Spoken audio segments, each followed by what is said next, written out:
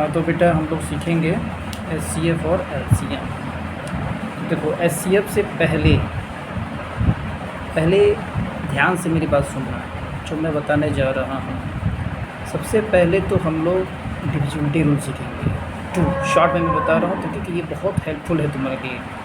2 से कोई नंबर कब कटता है? जब उसके लास्ट में 0, 2, 4, 6, 8 होता है। क्या पढ़ रहे हैं हम लोग? डिविजिबिलिटी। ठीक। 3 से कोई नंबर तब कटता है जब हम सारे डिजिट्स को ऐड करके देखते हैं, डिजिट्स का सम करते हैं, डिजिट्स का सम करते हैं। सम मतलब समझ रहे हो?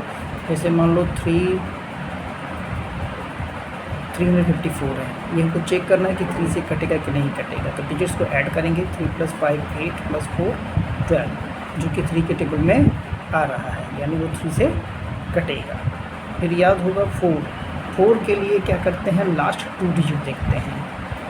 लास्ट 2 डिजिट, किसी भी नंबर का लास्ट 2 डिजिट अगर 4 से डिविजिबल है, यानी वो नंबर 4 से डिविजिबल है। जैसे मान लो 256 है या कोई बड़ा सा नंबर है, 12,256 है मान लो।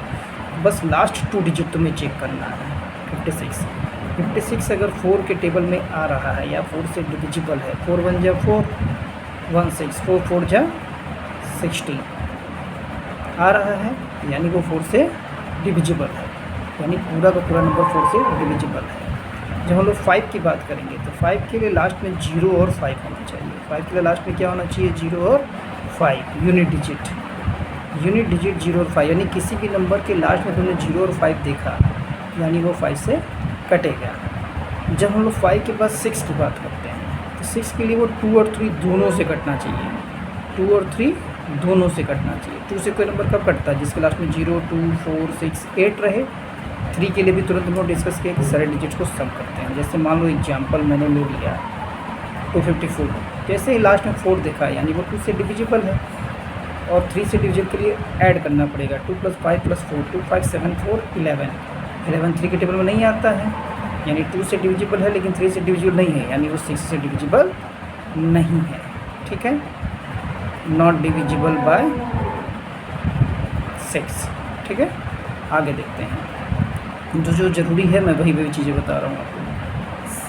7 के बाद 8 के लिए भी लास्ट 3 डिजिट, 8 के लिए लास्ट 3 डिजिट, लास्ट 3 डिजिट देखते हैं। फिर 9 के लिए सम ऑफ डिजिट्स, जो 3 का है वही इसका है, डिजिट्स को ऐड करते हैं, सम ऑफ डिजिट्स करते हैं। जैसे कोई भी नंबर है 3 4 5 है, मान लो 3 4 5 है, तो कुछ नहीं करना, 3 + 4 + 5 12 आया, क्योंकि 9 के टेबल नहीं आ रहा है, यानी ये 9 से नहीं कटेगा। देखो 10 से कोई नंबर कब कटता है? 10 का तो सबसे आसान है, लास्ट डिजिट यानी यूनिट डिजिट क्या होना चाहिए? 0 होना चाहिए। यूनिट डिजिट क्या होना चाहिए? 0 होना चाहिए। अब आते हैं 11 पे। 11 और 7 का मैं बताऊंगा। देखो 11 पे बहुत लोग अलग अलग तरह का मेथड बनाते हैं। मैं कोशिश करूंगा कि मैं एक ऐसा तरीका बता दूं कि तुम्हें बहुत आसान हो। ध्यान से देखना। जैसे मान लो कोई नंबर हम लोग लेते हैं, मैं तुम्हारी बुक से एक नंबर ले लेता हूँ। जैसे मान लो मैंने एक नंबर लिया 75438। बहुत ध्यान से देखना, हमेशा के लिए आ जाएगा बेटा। 75438, इसमें कुछ करना नहीं है। सर ने सिखाया होगा तुम्हारे इवन नंबर ऑड नंबर के तरीके से, कुछ नहीं करना है। एक एरो लगाओ ऊपर, एक एरो लगाओ नीचे, एक एरो लगाओ ऊपर, एक एरो लगाओ नीचे, एक एरो लगाओ ऊपर। 11 की डिजिट मैं बता रहा हूँ। एक एरो ऊपर, एक एरो नीचे, एक एरो ऊपर, एक एरो नीचे, एक एरो ऊपर। सारे ऊपर जितने एरो वाले नंबर्स हैं पहले उनको ऐड कर दो। 7 4 11 8 19। फिर क्या करो, जो नीचे एरो वाले नंबर हैं उनको ऐड कर दो। कितना आया? 8। अब इन दोनों को माइनस कर दो। कितना आया? 11। 11 के टेबल में 11 आता है, यानी ये नंबर 11 से डिविजिबल है। ठीक है, जैसे मान लो एक और कोई नंबर, 2-3 एग्जाम्पल ले लेते हैं इसका, क्योंकि ये थोड़ा सा डिफरेंट टाइप का है, इसलिए 2-3 नंबर हम लोग ले करके तब उसको और अच्छे से समझने की कोशिश करते हैं। जैसे मान लो मैंने नंबर ले लिया 497365, 497365, 497365,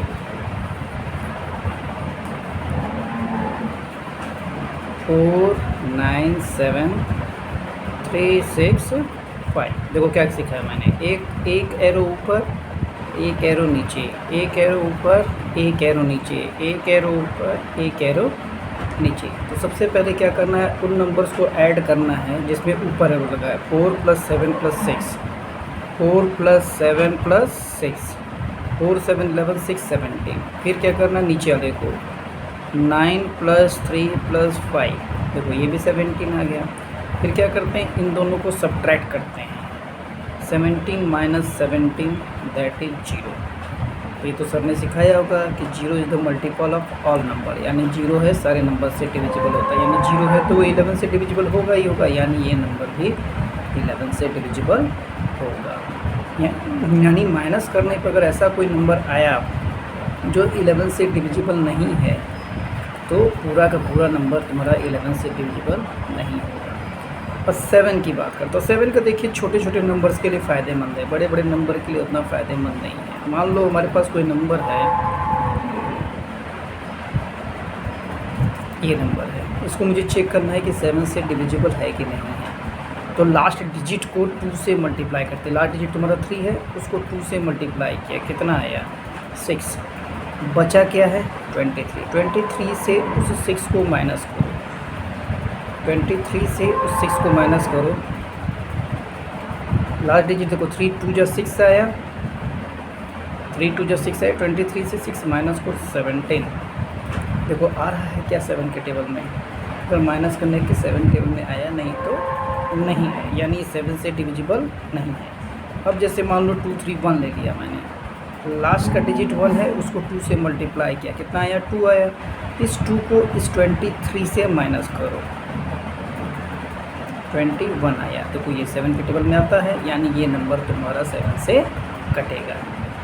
बार बार उसको कोई चीज़ देखना, क्वेश्चन देखो, पॉज करो, फिर से लगाओ तो बार बार आ जाएगा। अब आते हैं किसी भी बड़े से बड़े नंबर का एचसीएफ। देखो अगर तुम्हारी डिविजिबिलिटी टेस्ट तुम्हारा क्लियर है तो बड़े से बड़े नंबर का डिविजिबिलिटी टेस्ट के हेल्प से तुम बहुत आसानी से एचसीएफ या एलसीएम निकाल सकते हो।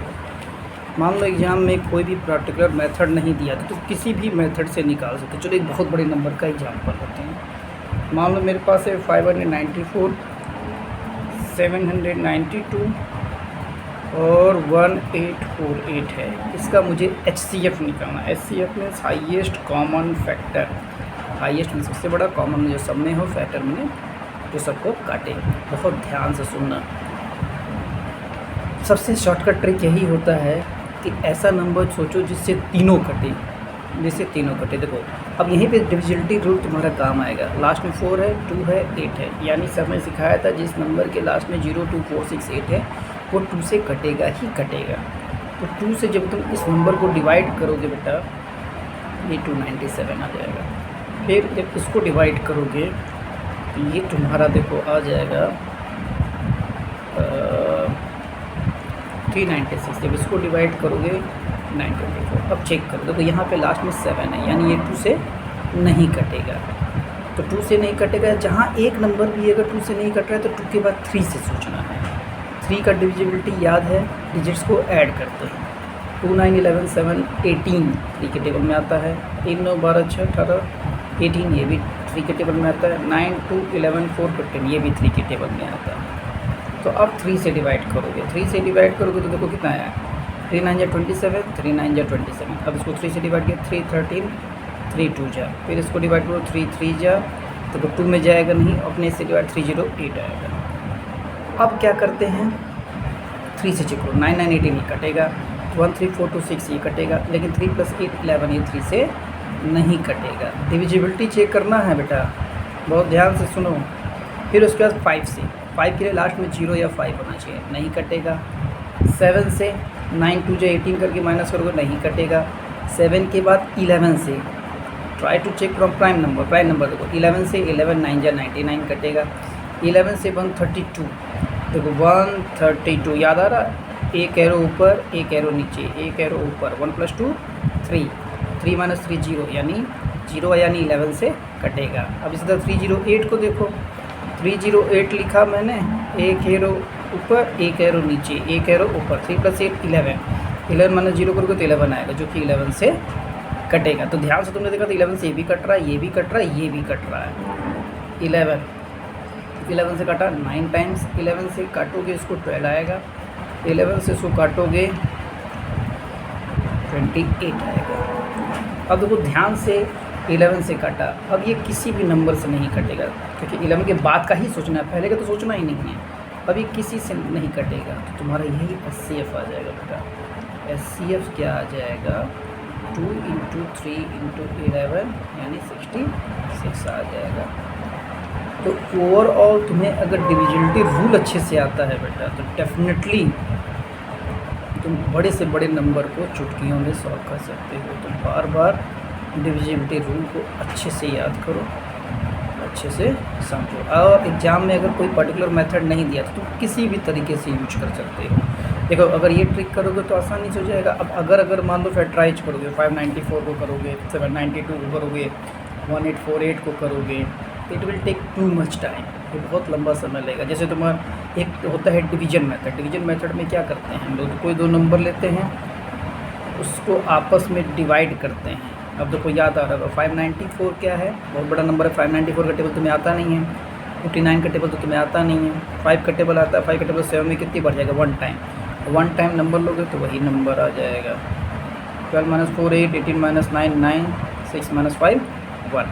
फिर क्या करते थे, याद आ रहा होगा 198 से इसको डिवाइड करते थे, 594। अब देखो 198 का टेबल तुम्हें आता नहीं है, 19 का टेबल तुम्हें आना चाहिए, क्लास 5 में हो तुम।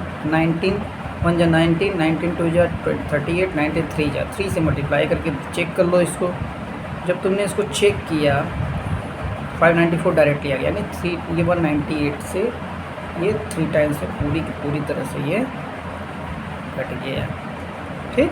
यानी इन दोनों नंबर्स का क्या हो गया, SCF ये 198 हो गया। अब इस 198 से इस बड़े वाले नंबर को चेक करेंगे कि ये कट रहा है कि नहीं कट रहा है, 1848। अब देखो ध्यान से 198 से बहुत बड़ा नंबर है, एक बार 9 टाइम्स चेक कर लो।